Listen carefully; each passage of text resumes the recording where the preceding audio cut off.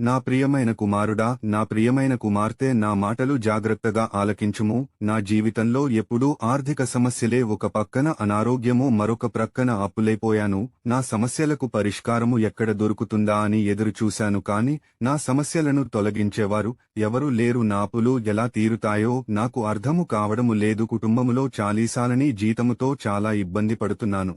ఆర్థికముగా ఏది కొనుక్కోలేని పరిస్థితి. కుటుంబము గురించి ప్రతిరోజు ఆలోచిస్తూ నా శరీరం క్షీణించికిపోతుంది అని బాధపడుతున్నావా? ఏడుస్తున్నావా?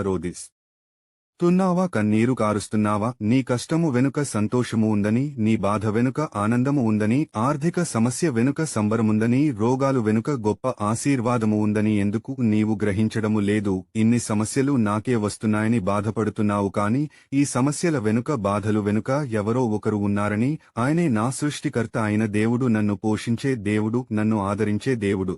యేసయ్య ఉన్నాడని ఏనాడైనా నీవు అనుకున్నావా? ఇప్పటికైనా పర్వాలేదు, నేనుండగా నీకు ఏ హాని కలగదు, అపాయము రాదు, ఎందుకంటే నేనున్నానని ఇప్పటికైనా గుర్తించుము.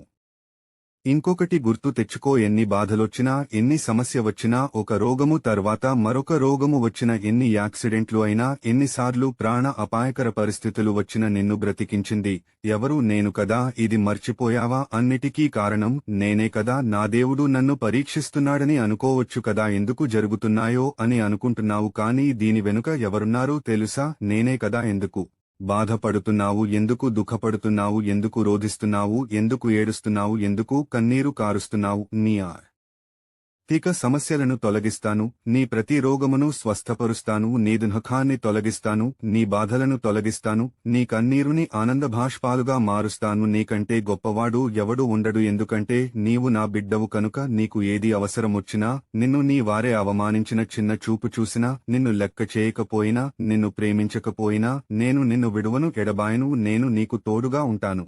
నీకు ఎన్ని ఆటంకాలు వచ్చినా నిన్ను కాపాడుతూనే ఉంటాను. బైబిల్ వాక్యము చదువు. ద్వితీయోపదేశకాండము 32వ అధ్యాయము 39వ వచనము. ఇదిగో నేనే దేవుడను, నేను తప్ప వేరొక దేవుడు లేడు. మృతి నొందించువాడును, బ్రతికించువాడను నేనే, గాయపరచువాడను, స్వస్థపరచువాడును నేనే, నా చేతిలో నుండి విడిపించువాడెవడునూ లేడు. ఇక నుండి నిన్ను పైవానిగా ఉంచుతాను గాని క్రిందివానిగా ఉంచెను, తలగా ఉంచుతాను గాని తోకగా ఉంచెను. నేను నీ ప్రభువుడను, నీ దేవుడైన యేసయ్యను నీకు మాట ఇస్తున్నాను. ఆమెన్.